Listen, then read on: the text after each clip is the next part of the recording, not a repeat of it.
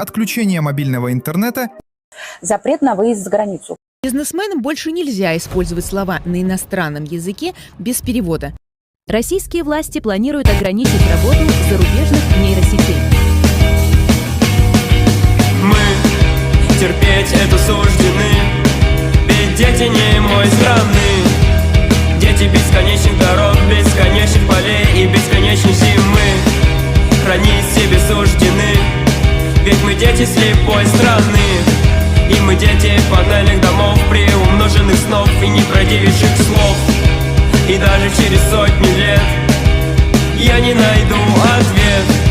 И даже через сотню веков, веков протертых насквозь, веков не видящих свет.